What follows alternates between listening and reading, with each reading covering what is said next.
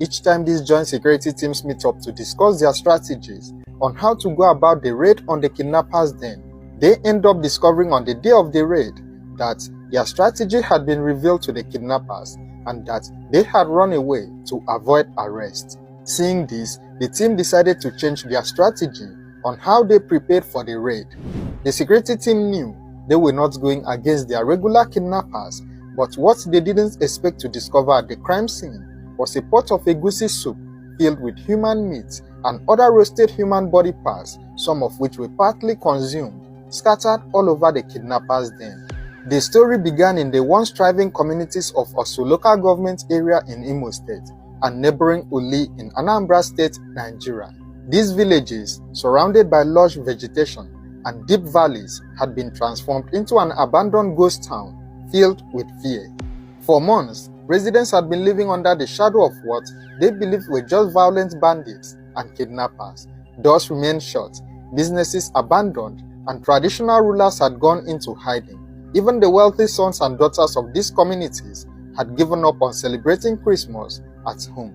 But the truth was far worse than anyone could ever imagine. It all came to light on a Monday when a joint security team comprising the Army, Police, and the Department of State Services (DSS) launched an offensive attack against what they believed was simply a gang of kidnappers.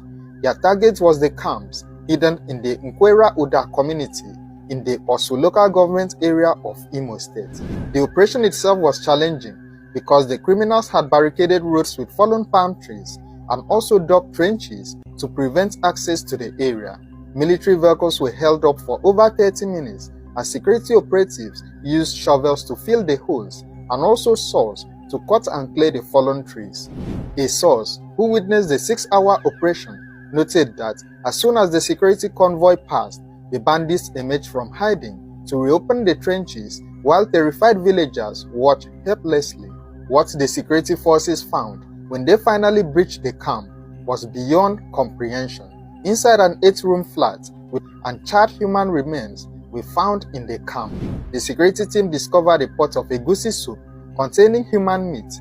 They also found a basket around the camp containing 4 human skulls, roasted alongside other parts of the body. Some body parts appeared to have been cooked and eaten, while others were used in preparing soup. The security team also discovered that these were not just random victims. Among the decomposing remains in a very deep pit was Eze Paul Obu, a traditional ruler of a village in Okigwe, and Victor Chukwuemeka, a youth leader from the same community. Both had been kidnapped from their homes. Eze Paul had been murdered, while another kidnapped traditional ruler, His Royal Highness Eze Ndukwe of Amagu Ihube, was miraculously rescued during the raid. The visibly shaken Eze Paul later revealed that his fellow ruler and the youth leader had been killed just 2 hours before the security forces arrived. The reason behind the killing was reportedly related to the traditional ruler's support for Governor Hope Uzodimma. But this wasn't just about politics. The gang had established a reign of terror that controlled every aspect of community life. Before any family could hold a marriage, funeral, or other ceremonies in the village, they had to first of all settle the gang with whatever amount of money that was demanded. The residents were forced to contribute food for the criminals' upkeep as they paraded themselves as lords, terrorizing and threatening those unable to meet their demands. The criminals had even set up checkpoints near the house of a controversial pastor known in the area, where they collected money from motorists and levies from villagers conducting traditional marriages or building houses. No one dared to challenge them. What made their operations even more terrifying was their preparation. They had laid landmines at strategic points on the roads and at the entrance to their camp. The topography of the area, which consisted of deep valleys and thick bushes, also provided easy routes for them to escape. The raid, which took place between 2 a.m. and 4 a.m., resulted in a fierce gun battle. Several gang members were neutralized, while others escaped. The team recovered 4 vehicles, including a Toyota Hilux, a Tundra, and a school bus belonging to a community secondary school in the village. They also found bags of gari, rice, gallons of cooking oil, a generator, a plasma TV, bulletproof jackets, guns, and ammunition. The operation continued days later when security forces returned after an intelligence report suggested that the fleeing criminals were planning to regroup. During this follow-up mission, they began the grim task of exhuming the decomposing remains of Eze Paul Ubu, the youth leader, and other victims from the pit. A girl who was rescued by the security forces shared her harrowing experience at the hands of the kidnappers. So on Sunday, I'm supposed to go home. So they said that there is lockdown. So they even give me warning, so my transport, so I will go. So they said that on Sunday there is lockdown. So I now say, okay, Tuesday I should go home before they cut me inside room. So one their commander tried to rape me this morning before he heard the gunshot and he ran away. I was the only one inside the room. They asked me to join them. I said no, I cannot. I cannot kill my fellow human being for nothing.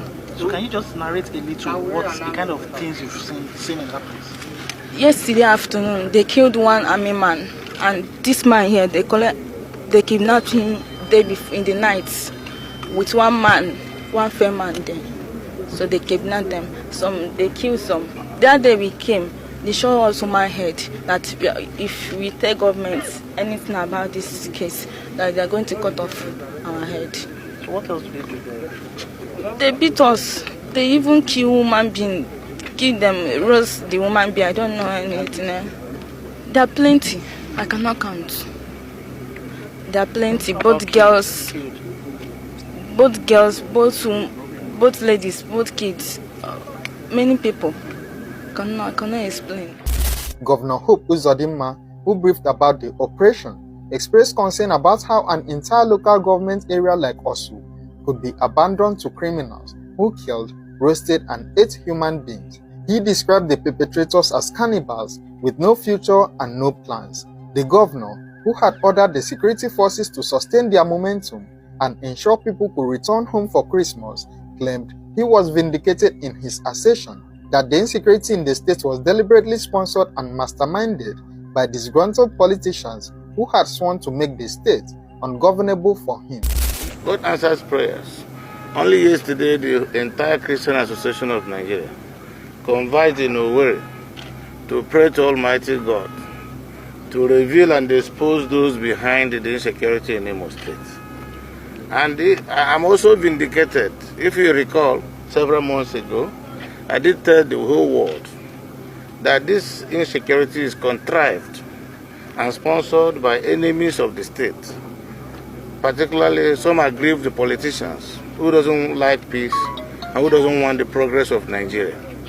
But today, I think we can go home and continue to thank the Almighty God.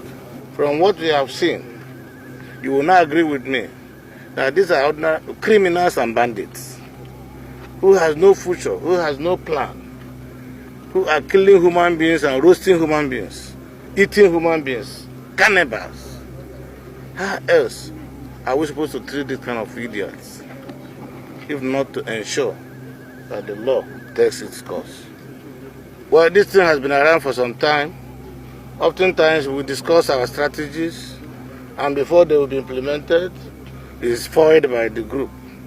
Because of mutual suspicion, I think we have agreed to only discuss at the end of every operation. So I don't want to encourage security agencies to tell anybody how they intend to continue this fight. But I know the new strategy is working, and my government will give them every support they need to ensure that there is peace in Imo State, and then Imo people will be better off for it. What was considered more disturbing was the revelation that some villagers may have been accomplices to the criminals. Security operatives observed that whenever they remove barricades from the road and pass through, they will return to find the barricades replaced, suggesting that the locals were helping the gang and providing information about security movements. The leader of the joint security team explained that they were proceeding with caution as they destroyed the camp because the criminals had planted explosive devices, bombs, and mines in different parts of their hideout. The security operation continued, aiming to completely neutralize the threat and bring normalcy back to these communities. However, for the people who lived under this reign of terror for months, the psychological scars would take much longer to heal. The once vibrant communities of Osu and Uli now face the long journey of rebuilding not just their towns, but also their sense of safety and trust. The security team stated that the area might require an air raid and a permanent military camp in order to sustain the successes recorded in the raid. These events took place in December 2021, and at the time of making this video, it is believed that safety and normalcy had long been restored to the affected communities. If you found this story interesting, please like, share and subscribe to this channel.